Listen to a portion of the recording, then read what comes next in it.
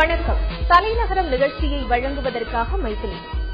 குழந்தைகளை பள்ளிகளில் இருந்து கடத்தப்படுவது ஆங்காங்கே நடைபெற்று வருகிறது. குழந்தைகள் கடத்தப்படுவதை தடுப்பதற்காக அரசு நீதிமன்ற வழிகாட்டுதலின்படி பள்ளிகளுக்கு சில விதிமுறைகளை விதித்துள்ளது.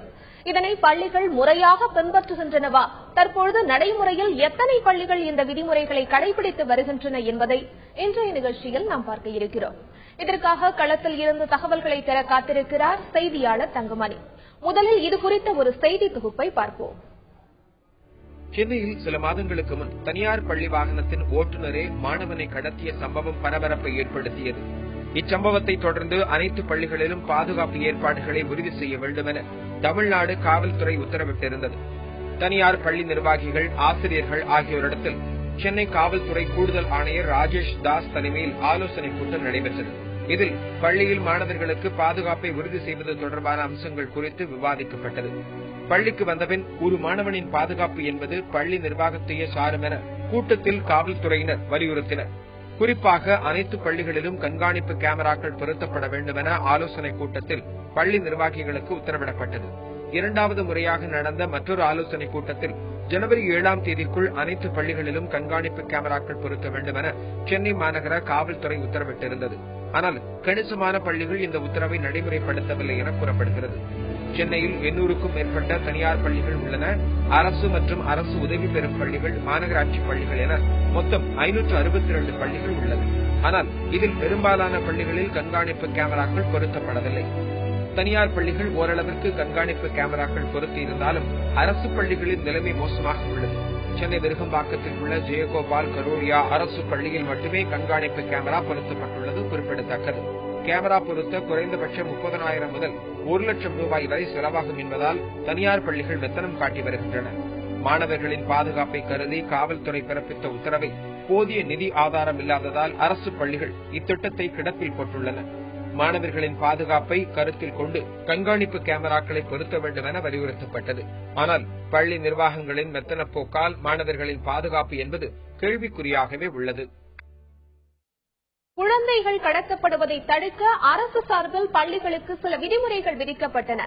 இந்த விதிமுறைகள் என்ன, அது பற்றி விரிவா சொல்லுங்க தங்கமணி. நிச்சயமாக மைத்திலி, அதாவது இந்த பள்ளியில் மாணவர்களின் பாதுகாப்பை உறுதி செய்வதற்காக பள்ளி கல்வித்துறை ஒரு மிக முக்கியமான சில விஷயங்கள் எல்லாம் குறிப்பிட்டிருந்தார்கள், ஒரு விதிமுறைகள் எல்லாம் கொடுத்திருந்தார்கள். அதன்படி அந்த பள்ளி மாணவரை பள்ளியில் கொண்டு வந்து விடும் பெற்றோருக்கு ஐடி கார்டு கொடுக்கணும், அதாவது அடையாள அட்டை கொடுக்கணும். அதே போல அங்கு வருகின்ற ஓட்டுநர், யார் அந்த மாணவரை கொண்டு வந்து விடுறாரு அந்த ஓட்டுநருக்கு அடையாள அட்டை இருக்கணும். அதே போல பள்ளி நிர்வாகமும் மாணவர்களுக்கு பாதுகாப்பு ஏற்படுத்தும் வகையில் சில நடவடிக்கை எடுக்கணும். மாணவர்கள் உள்ளே வந்தது பிறகு பள்ளி நிர்வாகமே அந்த மாணவர்களின் பாதுகாப்புக்கு முழு உத்தரவாதம் அந்த பள்ளி நிர்வாகமே கொடுக்க வேண்டும் என்றெல்லாம் அந்த விதிமுறையில் வழங்கப்பட்டிருந்தது. இது மட்டுமில்லாமல் கடந்த சில மாதங்களுக்கு முன்பாக ஒரு சென்னையில் இருக்கின்ற ஒரு தனியார் பள்ளியில் ஒரு மாணவன் வந்து கடத்தப்பட்டான். அதாவது அந்த பள்ளி மாணவனை கொண்டு வந்து விடும் தனியார் வாகன ஓட்டுநரே அந்த மாணவனை கடத்தினர். இதனால் அதன் பிறகு காவல்துறை, சென்னை காவல்துறை தலைமையில் ஒரு பள்ளி நிர்வாகிகளிடம் ஒரு கூட்டம் நடைபெற்றது, ஆலோசனை கூட்டம். அந்த கூட்டத்தில் பள்ளிகளில் இந்த மாணவர்கள் பாதுகாப்பை உறுதி செய்யும் வகையில் கண்காணிப்பு கேமராக்களை பொருத்த வேண்டும் என்று அந்த உத்தரவில் குறிப்பிடப்பட்டிருந்தது. 2 முறை நடந்த கூட்டத்தில் 2வது முறையாக இது அழுத்தம் திருத்தமாக கூறப்பட்டு இந்த கண்காணிப்பு கேமராக்களை தனியார் பள்ளிகள் மற்றும் அரசு பள்ளிகளும் கண்டிப்பாக தங்களது பள்ளிகளில் மாணவர்கள் பாதுகாப்பாக இந்த கேமராக்களை பொருத்த வேண்டும் என்று குறிப்பிட்டிருந்தது. இப்படி பள்ளிக் கல்வித்துறையும் காவல்துறையும் மாணவர்களை பாதுகாப்பதற்காக சில நிபந்தனைகளையும் விதிமுறைகளையும் விதித்திருக்கிறது. மைத்திலி தங்கமணி, இப்போ ஜனவரி 7ஆம் தேதிக்குள்ள அனைத்து பள்ளிகளிலுமே இந்த கண்காணிப்பு கேமராவை பொருத்தணும்னு சென்னை காவல்துறை சொல்லியிருந்தாங்க. இந்த ஜனவரி 7ஆம் தேதிக்குள்ள எல்லா பள்ளிகளிலும் இந்த கண்காணிப்பு கேமரா பொருத்தப்பட்டிருக்குதா? நிச்சயமாக, அதாவது காவல்துறை வந்து மிக தெளிவாக சொல்லியிருந்தாங்க. ஏன்னா இந்த கண்காணிப்பு கேமராங்கிறது மிக முக்கியமானது. அப்பதான் பள்ளிக்குள்ள மாணவர்களை யார் கொண்டு விடுறா, யார் வெளியே கூட்டிட்டு போறா அப்படிங்கறதா தெரியும். அதே போல மாணவர்களும் தங்களை அறியாம சில சின்னஞ்சிறு குழந்தைகள்லாம், அதாவது எல்கேஜி யூகேஜி படிக்கிற மாணவர்கள் அவங்களாக தானாக வெளியே போற வாய்ப்பெல்லாம் இருக்கு. அதனால அதை உறுதி செய்யும் விதமா இந்த கண்காணிப்பு கேமரா இருக்கணும்னு சொன்னாங்க. அதை வந்து ஜனவரி 7ஆம் தேதிக்குள்ள அந்த கண்காணிப்பு கேமராக்களை அனைத்து பள்ளிகளிலும் அமைக்க வேண்டும் என்று அந்த சென்னை காவல்துறை உத்தரவிட்டிருந்தது. இருந்தது. ஆனா சென்னையை பொறுத்தவரையில் கிட்டத்தட்ட 800க்கும் மேற்பட்ட தனியார் பள்ளிகள் இருக்கின்றன. அதே போல கிட்டத்தட்ட 600 அரசு பள்ளிகள் இருக்கின்றன. ஆனா இந்த பள்ளிகள் அனைத்திலும் கண்காணிப்பு கேமராக்கள் இருக்கிறதா என்றால் இல்லை என்றே சொல்ல வேண்டும். தனியார் பள்ளிகளை பொறுத்தவரை கிட்டத்தட்ட ஒரு 50% பள்ளிகளில் இந்த கண்காணிப்பு கேமராக்களை பொறுத்து விட்டதாக தகவல் நமக்கு தெரிகிறது. ஆனால் அரசு பள்ளிகளை பொறுத்தவரையில் சென்னையில் விருகம்பாக்கத்தில் உள்ள ஜெயகோபால் கரோடி என்ற பள்ளியில் மட்டுமே இந்த கண்காணிப்பு கேமரா இருக்கிறது. எனவே இந்த அலட்சிய போக்கு நீங்க வேண்டும். அனைத்து பள்ளிகளிலும் இந்த காவல்துறையின் உத்தரவுக்கு ஏற்ப இந்த கண்காணிப்பு கேமராக்களை பொருத்த வேண்டும் என்று நமது எதிர்பார்ப்பு. இந்த கண்காணிப்பு கேமரா பொருத்தப்பட்டுள்ள விஷயத்தில் காவல்துறை ஏதேனும் நடவடிக்கை எடுத்திருக்குதா, கண்காணித்து வருகிறதா? அதாவது அவர்கள் சொன்னதோடு சரி, அதாவது கண்காணிப்பை உறுதி செய்யும் வகையில மாணவர்கள் கண்காணிப்பு உறுதி செய்யும் இந்த கேமராவை பிக்ஸ் பண்ணணும்னு சொன்னாங்க. ஆனா அது சொன்னதோடு சரி, அதுக்கப்புறம் தொடர்ச்சியாக காவல்துறை பெரிய அளவு அதை பின்பற்றல. அதாவது அவங்க ஃபாலோ பண்ணல. அதை மறுபடியும் பண்ணிருக்காங்களா இல்ல கேமரா பிக்ஸ் பண்ணிருக்கா பண்ணலையா அப்படின்னு ஜனவரி 7ஆம் தேதிக்குள்ள பண்ணணும்னு மட்டும் சொன்னாங்க. ஆனா பண்ணல. இப்ப நம்ம ஒரு பள்ளியில இருக்கோம். இந்த பள்ளியில இருக்கிற பாதுகாப்பு உறுதி பார்ப்போம். இந்த பள்ளியில பாத்தீங்கன்னா கண்காணிப்பு கேமரா இங்க பொருத்தப்பட்டிருக்கு. அதாவது இது ஒரு தனியார் மற்றும் அரசு உதவி பெறும் பள்ளி. இந்த பள்ளி சென்னை வெப்பேரியில் இருக்கிற சென்ட் ஜோசப் ஸ்கூல்ல தான் இருக்கிறோம். நம்ம அந்த ஸ்கூல்ல கண்காணிப்பு கேமரா பொருத்தப்பட்டிருக்கு. அதை நம்ம பார்க்கலாம். நம்ம ஒளிப்பதிவாளர் லூகாஸ் அந்த கண்காணிப்பு கேமரா உங்களுக்கு நம்ம கேமரா மூலமா காண்பிக்க. இந்த பள்ளியை பொறுத்த அளவுக்கு கேமராக்கள் பொருத்தப்பட்டிருக்கு. அதாவது 9 இடங்கள்ல கேமரா பொருத்தப்பட்டிருக்கு. அதே போல மாணவர்களும் இங்க பாதுகாப்பாவே இருப்பதாக இங்க இருக்கிற மாணவர்கள் உணர்றாங்க. அந்த காட்சிகளை பார்க்கலாம். அப்புறம் மேலும் இன்னொரு இடத்துலயும் அந்த கண்காணிப்பு கேமரா பொருத்தப்பட்டிருக்கு. அந்த காட்சிகளையும் நீங்க பார்க்கலாம். இந்த பள்ளியை பொறுத்த வரையும் பாத்தீங்கன்னா கிட்டத்தட்ட இங்க 1000 மாணவர்கள் படிக்கிறாங்க. அதனால யார் வெளியே வராங்க. அதே போல இங்க எல்கேஜில இருந்து யூகேஜி அப்படின்னு +2 வரைக்கும் இருக்கு. எனவே இந்த மாணவர்களோட பாதுகாப்பு உறுதி செய்வது இந்த பள்ளியின் கடமை. இப்ப பார்க்கலாம், மாணவர்கள் இங்க விளையாடி கொண்டிருக்கிறார்கள். அது எதிர்ப்புறமே கேட் இருக்கு. இந்த பள்ளிக்கூடத்தின் நுழைவாயில் இருக்கு. எனவே இந்த எளிதாக அந்த நுழைவாயில் தெரிந்திருக்கும் போது யாராவது போயிருக்க வாய்ப்பு இருக்கு. ஆனா அங்க ஒரு வாட்ச்மேன் இருக்கிறாரு. அதே போல கண்காணிப்பு கேமராவும் இந்த முகப்பில் இங்க பொருத்தப்பட்டிருக்கு. அதனால இந்த பள்ளியை பொறுத்தவரையில மாணவர்களுக்கு ஒரு பாதுகாப்பு இங்க ஏற்பாடு செய்யப்பட்டிருக்கிறது. இது குறித்து இங்க இருக்கிற மாணவர்கிட்டே நம்ம கேட்கலாம். தம்பி வாங்க, இங்க உங்க பள்ளியில எந்த அளவுக்கு உங்களுக்கு சேஃப்டியா இருக்கு? முழு நேரம் சேஃப்டி இருக்கு. எங்க ஸ்கூல் சுத்தி 8 கேமரா வச்சிருக்காங்க. அது 8 கேமரானால நம்ம எப்பயுமே வெளியே போக முடியாது. ஸ்கூல்ல சப்ஸ்டியூஷன் பீரியட் இருந்தா கூட டக்குன்னு சப்ஸ்டியூஷன் போட்டு டீச்சர்ஸ் வரதுனால பசங்களால கிளாஸ் வெளியே வர முடியாது. மோஸ்ட் ஆஃப் ஆல் உடனே போனோடனே SMS ஸ்கூலுக்கு அனுப்பிச்சிடுவாங்க. SMS அனுப்பினால பேரண்ட்ஸ்க்கே தெரிஞ்சது இந்த பையன் கட் அடிக்கிறான். அதனால நிறைய பேர் வெளியவும் போக முடியாது. உள்ள போகும்போதும் யார் வராங்கிட்டு போறாங்க எல்லா நெசசரி இன்ஃபர்மேஷன் வாங்கிட்டு எந்த வழியா வரும் ஆட்டோவா பைக் எல்லாமே வாங்கி வச்சிருக்காங்க. இது மாதிரி 2-3 வாட்டி ஒரு நாள் அட்டெண்டன்ஸ் எடுக்கிறதுனால பசங்க கட் அடிக்கிறது ரொம்ப கஷ்டமா இருக்கு. ஸ்கூல்ல நல்ல இதான் பண்றாங்க. அதே இன்னொரு மாணவர் இருக்கார், அவரிடம் நம்ம கேட்கலாம். தம்பி சொல்லுங்க, உங்க பள்ளி அதாவது இந்த கண்காணிப்பு கேமரா பொறுத்தனால நீங்க எந்த அளவுக்கு பாதுகாப்பா இருக்கிறதா உணர்றீங்க? அப்படி இருக்கும்போது ஃபாதர் இதை 24 மணி நேரம் அப்படியே ஃபுல்லா கவனிச்சுட்டு இருக்கனால பசங்களால இங்கிருந்து ஃபுல்லா போக முடியாது. அதே மாதிரி இங்கிருந்து இது ஆப்சென்ட் ஆகிட்டு வெளில போகணும்னா கூட ஹெட்மாஸ்டர் கிட்ட இருந்து பெர்மிஷன் லெட்டர் வாங்கிட்டு தான் போக முடியும். அதனால ஃபுல்லா இங்க செக்யூரிட்டி இருக்கனால ரொம்ப பாதுகாப்பா இருக்கும். உங்களை போல கிட்டத்தட்ட 800 பள்ளிகள் இங்க சென்னையில இருக்கு, தனியார் பள்ளிகள்லாம். ஆனா அந்த பள்ளிகள்ல ஒரு சில பள்ளிகள்ல இந்த கேமராக்களே பொருத்தப்படல. சோ உங்களை போன்ற சில மாணவர்களுக்கு இந்த பாதுகாப்பு இன்னும் உறுதி செய்யப்படல. அதை பத்தி நீங்க என்ன நினைக்கிறீங்க? கேமரா பொருத்தணும்னு நினைப்பீங்க, அதுதான் வேற இல்ல. இங்க மாணவர்கள்ட்ட நம்ம பேசணும் மைத்திலி. அந்த மாணவர்கள் அவங்க இந்த பள்ளியை பொறுத்தவரை அவங்க பாதுகாப்பா இருப்பதா உணர்றாங்க. அவங்களுக்கு கண்காணிப்பு கேமரா எல்லாம் பொருத்தப்பட்டிருக்கு. அதனால வெளியாட்கள் யாராவது சமூக விரோதிகள் உள்ள வருவது கூட அவங்களுக்கு தெரியறதுக்கான வாய்ப்புகள் எல்லாம் இருக்கு அப்படிங்கறத அவங்க சொல்லியிருக்காங்க. மைத்திலி தங்கமணி, இப்ப கண்காணிப்பு கேமரா பொருத்தப்பட்டு இருக்குதா அப்படிங்கறத ஆய்வு செய்யறது பள்ளி கல்வித்துறையா அல்லது காவல்துறையா? இந்த சோதனை எத்தனை மாதங்களுக்கு ஒரு முறை நடைபெற்று வருகிறது? நிச்சயமாக மைத்திலி, இந்த கண்காணிப்பு கேமரா பொருத்த வேண்டும் என்ற உத்தரவு என்பது சென்னை காவல்துறையின் உத்தரவு, பள்ளிக்கல்வித்துறையின் உத்தரவு கிடையாது. ஆனா இந்த ஜனவரி 7ஆம் தேதிக்குள்ள இந்த கண்காணிப்பு கேமராவை பொருத்த வேண்டும் என்று சென்னை காவல்துறை உத்தரவிட்டிருந்தது. ஆனால் அது இதுவரைக்கும் பெரும்பாலான பள்ளிகளும் அமல்படுத்தவில்லை. ஆனால் இதன் பொறுப்பு யாரு? அதாவது தொடர் கண்காணிப்பில் ஈடுபடுவது யாரு? காவல்துறையா இல்ல பள்ளிக்கல்வித்துறையா என்றால் அதுக்கு பதில் இல்லை என்றே சொல்ல வேண்டும். ஏனென்றால் காவல்துறை 7ஆம் தேதியோடு இந்த டெட்லைன் கொடுத்ததோட சரி, அதுக்கப்புறம் அவங்க ஃபாலோ பண்ணல. அதே போல பள்ளிக்கல்வித்துறை சார்பில் பார்த்தோம்னா பள்ளிக்கல்வித்துறை பொறுத்தவரையில கண்காணிப்பு கேமரா குறித்து அவங்க எதுவும் உத்தரவாதம் கொடுக்கல. அதனால எங்களிடம் அந்த பொறுப்பு கிடையாது, காவல்துறை தான் அப்படின்னு அவங்க சொல்றாங்க. ஆனா இந்த விஷயத்தை பொறுத்த அளவுக்கு காவல்துறை தான் முன் நடவடிக்கை எடுக்கணும். ஏன்னா அவங்க தான் ஜனவரி 7ஆம் தேதி வரைக்கும் டெட்லைன் கொடுத்திருந்தாங்க. ஆனா அவங்க அதற்கு பிறகு தொடர்ச்சியான நடவடிக்கைகள் அவங்க ஈடுபடல. ஆனா பள்ளிகளை பொறுத்தவரையும் பெற்றோர்கள் மற்றும் மாணவர்கள் பாதுகாப்புக்கு கொடுத்த சில விஷயங்கள் எல்லாம் அவங்க பள்ளிக்கல்வித்துறை மூலமா அவங்க செயல்படுத்திட்டு இருக்காங்க. இப்ப நம்மிடையே இந்த பள்ளியின் தலைமை ஆசிரியருக்கு அவரிடம் கேட்கலாம். உங்க பள்ளியில இந்த கண்காணிப்பு கேமரா பொருத்தப்பட்டு எப்படி மாணவர்களுக்கு பாதுகாப்பு வழங்குறீங்க? நன்றி. பாத்தீங்கன்னா நம்ம ஸ்கூல்ல 9 இடத்துல நாங்க கண்காணிப்பு கேமரா பொருத்தி இருக்கிறோம். இது அரசாங்கம் சொல்லி நாங்கள் செய்ததல்ல. இது கடந்த 1 வருடத்துக்கு மேலாக நாங்கள் இதை வைத்துக் கொண்டிருக்கிறோம். இன்றைக்கு இந்த கேமராக்கள் இருக்கிறதால மாணவர்கள் மட்டுமல்ல, வெளியாட்கள் அனாவசியமாக உள்ளே வருவது தடுக்கப்படுகிறது. அப்படி அத்துமீறி ஏதேனும் வந்தாலும், ஏதேனும் பொருட்கள் காணாமல் போகனாலும் அதை கண்டுபிடிக்க ஏதுவாக இருக்கிறது. இது ஒரு அருமையான நடவடிக்கை என்றே நாங்கள் கருதுகின்றோம். மைதிலி, இப்போ அவர் அந்த கண்காணிப்பு கேமரா பத்தி சொன்னாரு. இப்ப இந்த கண்காணிப்பு கேமரா என்பது எப்படி செயல்படுகிறது என்பதை நம்ம நேரடியாக பார்க்கலாம். உதாரணமாக இந்த பள்ளியில் செயல்படுத்தப்பட்டிருக்கின்ற இந்த கண்காணிப்பு கேமரா பற்றி நேரடியாக அவங்க அந்த அறைக்கை சென்று நம்ம பார்க்கலாம். நீங்க மைதிலி வேற ஏதோ கேள்விகள் தான் கேட்கலாம். கண்காணிப்பு கேமராக்கள்ல பொருத்தாத பள்ளிகள் மீது, விதிமுறை மீறும் பள்ளிகள் மீது ஏதேனும் இதுவரை நடவடிக்கை எடுக்கப்பட்டிருக்குதா? அதாவது இதுக்கு விதிமுறைகள் என்று பெரிய அளவுக்கு ஒன்றும் சொல்ல முடியாது. ஏனென்றால் இவர்கள் பொறுத்தவரையில், காவல்துறையை பொறுத்தவரையில் கண்காணிப்பு கேமராக்களை பொருத்த வேண்டும் என்று மட்டுமே கூறப்பட்டிருந்தது. அதன் பிறகு அந்த தொடர் கண்காணிப்பில் ஈடுபட்டு அவர்கள் மீது நடவடிக்கைகள் எல்லாம் எடுக்கப்பட்டதா என்றால் அப்படியெல்லாம் எதுவுமே சொல்ல முடியாது. ஏனென்றால் இது ஒரு பெரிய விதிமுறையாகவும் அவர்கள் சொல்லவில்லை.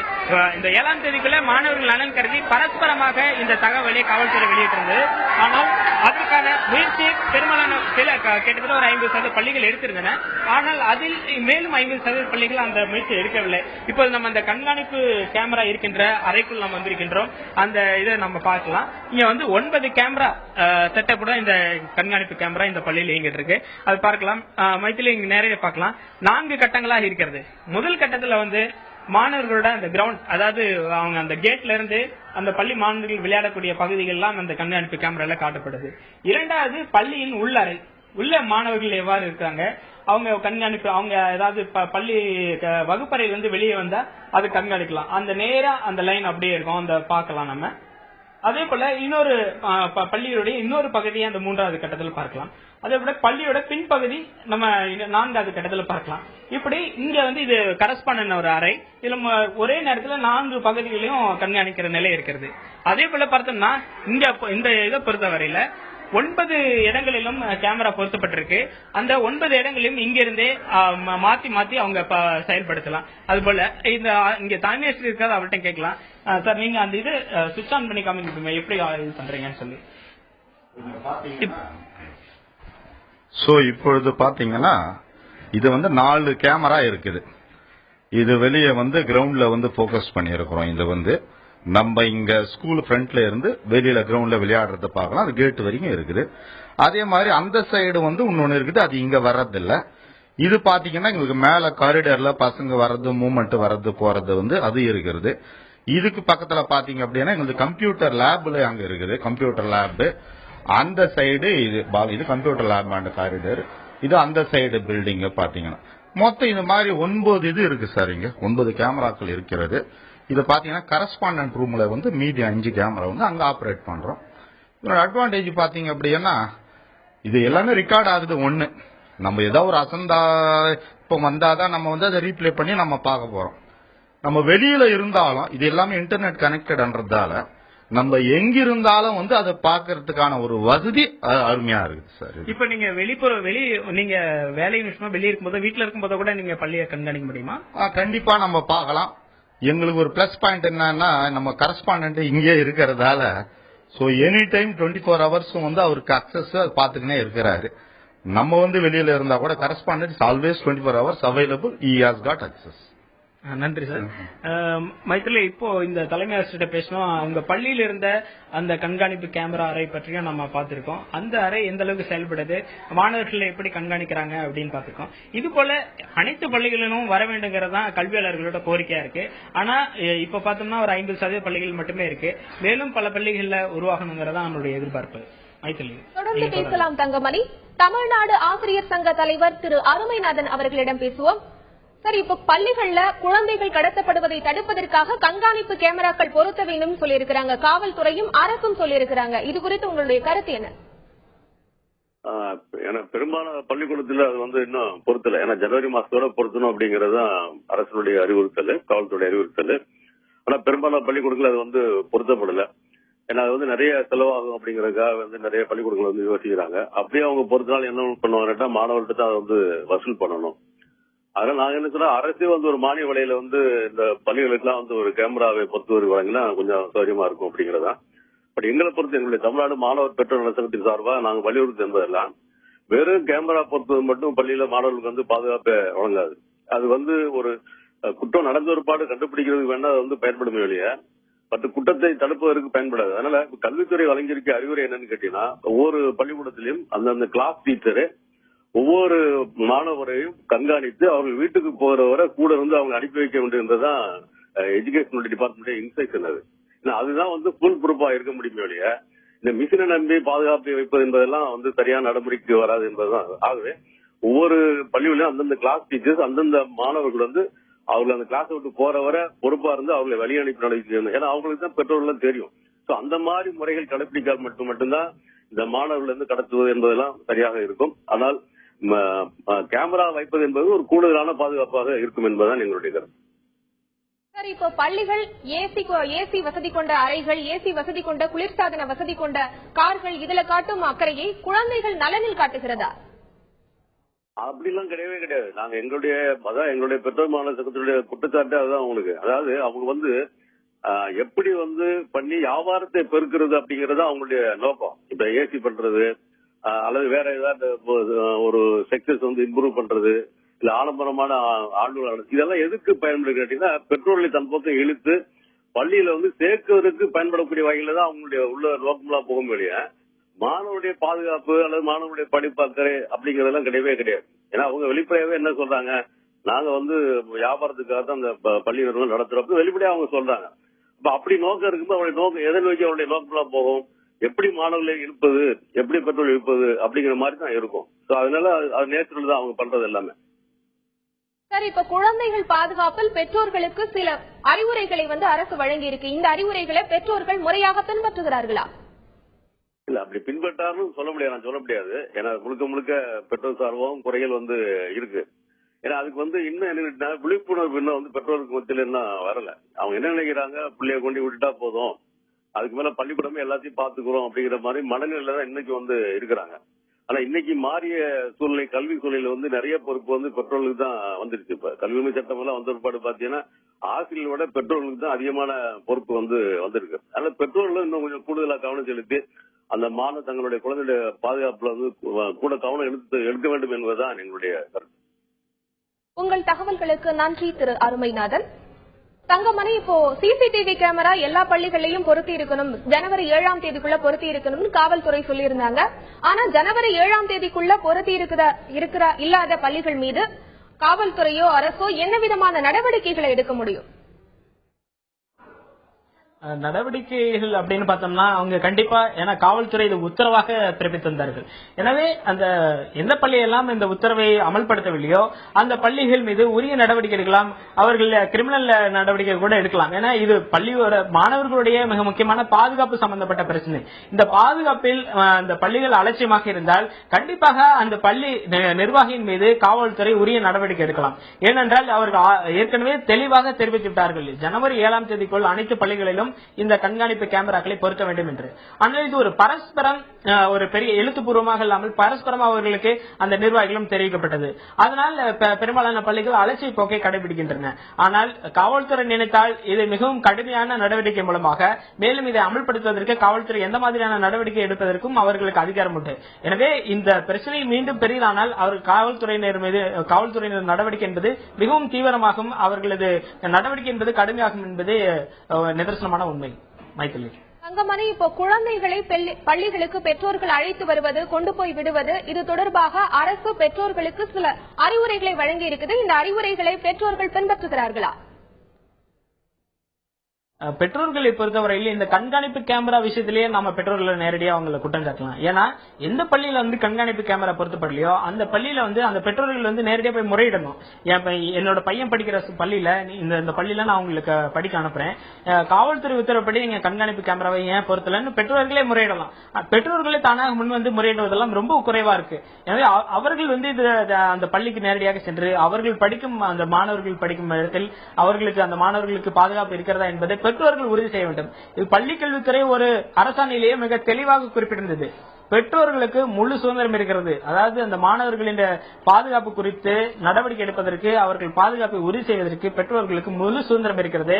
அந்த பெற்றோர்கள் ஒரு குழுவாக இணைந்து ஒரு டீமாக ஃபார்ம் பண்ணி அந்த பள்ளிக்கு நேரடியாக சென்று அந்த மாணவனுக்கு எந்த அளவுக்கு பாதுகாப்பு வழங்கப்பட்டிருக்கிறது என்பதை அவர்கள் நேரடியாக கேட்கலாம். அதற்கு முழு சுதந்திரம் இருக்கு. அவர்கள் எப்பவே வேண்டுமானாலும் அந்த சம்பந்தப்பட்ட பள்ளிக்கு நேரடியாக சென்று அந்த பாதுகாப்பு சம்பந்தமான கேள்விகளை அந்த பள்ளி நிர்வாகிகளிடம் கேட்கலாம் என்று குறிப்பிடப்பட்டிருந்தது. ஆனால் இது போன்ற விஷயங்கள் எல்லாம் பெற்றோர்கள் தாமாக முன்வந்து செய்வதில்லை. அதற்கு காரணம் அவர்களுக்கு என்னென்ன சுதந்திரம் எல்லாம் இருக்கிறது, அரசாணையில் என்ன கூறப்பட்டிருக்கு என்ற விவரம் எல்லாம் அவர்களுக்கு தெரிவதில்லை. ஒருவேளை நமது தந்தி தொலைக்காட்சி மூலமாக அந்த தகவல் அவர்களுக்கு கிடைத்து அவர்கள் இந்த விஷயத்தை பள்ளிகளுக்கு போய் கேட்டார்கள் என்றால் அது ஒரு வெற்றியாக கருதலாம். மைத்திலி, தங்கமணி, வாகன ஓட்டிகளை பள்ளிகளுக்கு நியமிக்கும் போது அந்த வாகன ஓட்டிகள் எந்த மாதிரியான விதிமுறைகளை பின்பற்றி இருக்கணும், என்ன மாதிரியான நடவடிக்கைகளை பண்ணும், அது பற்றி சுருக்கமா சொல்லுங்க. நிச்சயமா, ஏன்னா அந்த வாகன ஓட்டுநர்கள் மூலமா தான் மாணவர்கள் எல்லாம் தொடர்ச்சியாக கடத்தப்பட்டிருக்காங்க. கோவையில் ஒரு சம்பவம் நடந்தது. அந்த வாகன ஓட்டுநர்னாலேயே கடத்தப்பட்டு ஒரு மாணவி கற்பழிக்கப்பட்டார் சிறுமி. அதே போல சமீபத்தில் சில மாதங்களுக்கு முன்பாக ஒரு மாணவன் இங்கு அந்த வாகனத்தை ஓட்டும் ஒரு ஓட்டுநராலேயே கடத்தப்பட்டார். போல அந்த வாகன ஓட்டுநர்கள் என்பது யார், அவர்கள் உண்மையாக அந்த பெற்றோர்களால் நியமிக்கப்பட்டவர்களா, அவர்கள் நேர்மையானவர்களா என்பதெல்லாம் அதையெல்லாம் உறுதி செய்ய வேண்டியது இருக்கிறது. எனவே அவர்களது டேட்டாவெல்லாம் போலீஸ் சேகரிக்கணும். பெற்றோர்கள் யார்கிட்ட அந்த ஓட்டுநர் எந்த ஓட்டுநர் கொடுக்குறீங்களோ அவங்களோட லைசன்ஸ் இதெல்லாம் வாங்கி வச்சுக்கலாம் கூட அறிவுரை சொல்லியிருக்காங்க. அது மட்டும் இல்லாம மிக முக்கியமா அவங்களுக்கு அடையாள அட்டை என்பது பள்ளி நிர்வாகத்தால் வழங்கப்பட வேண்டும் என்ற ஒரு உத்தரவு இருக்கிறது.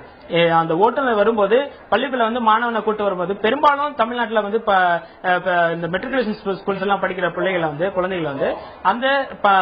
குழந்தைகளோட பெற்றோர்கள் பெரும்பாலும் அழைச்சி செல்வதில்லை, ஓட்டுநர்கள் தான் அழைச்சி செல்றாங்க.